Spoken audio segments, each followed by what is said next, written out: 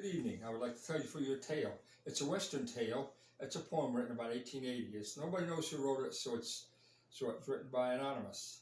So the title is Silver Bells and Golden Spurs. I hope you enjoy it. 'Twas a mining town called Golden Gulch, when the West was still untamed, where two bad men met and made a bet, but the winnings never claimed. The boys had ridden into town one payday afternoon to line the bar at the Lucky Star, which was Dandy Rand's saloon. Now the dandy, he was an ornery cuss if you ever made him sore, and the only law was a lightning draw of the heavy guns he wore. On his watch chain hung a dozen bells of the finest silver spun, a single bell for each man that fell when the dandy drew his gun. And they jingled to a merry tune that seemed to bring him luck, but they rang death's knell for each man that fell when the dandy rang them up.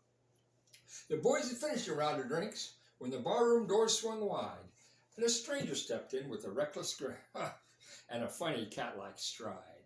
On his dusty boots were golden spurs, his face was lean and brown, and on each hip the well-matched grips of 6 guns holstered down.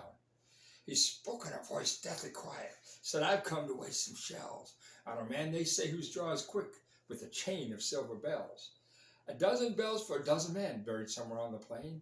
It's my intent to beat that gent. I've come for the dandy's chain." Well, the dandy stood against the bar. His coat was buttoned up tight. A 6-gun swang free above each knee, but the bells were out of sight. "Ha! So, it's the dandy's silver bells on which your heart is set? Hey, that's a fancy set of spurs. Would you care to make a bet? The silver bells for the golden spurs, but I'll tell you from the start, if you make that bet, all you get is a bullet through the heart."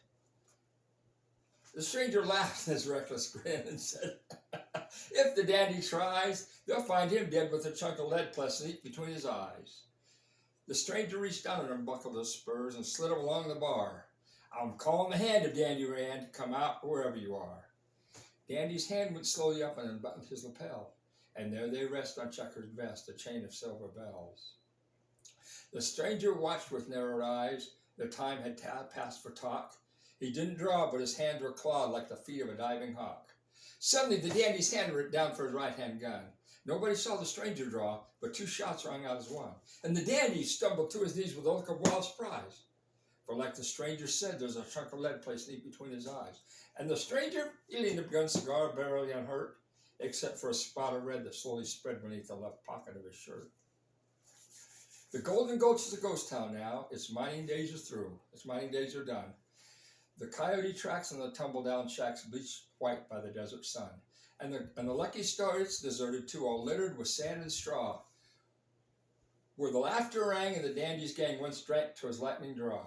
And the golden spurs and the silver bells and golden spurs, they still hang in their place of fame, above the bar at the Lucky Star, awaiting the victor's claim. Thank you.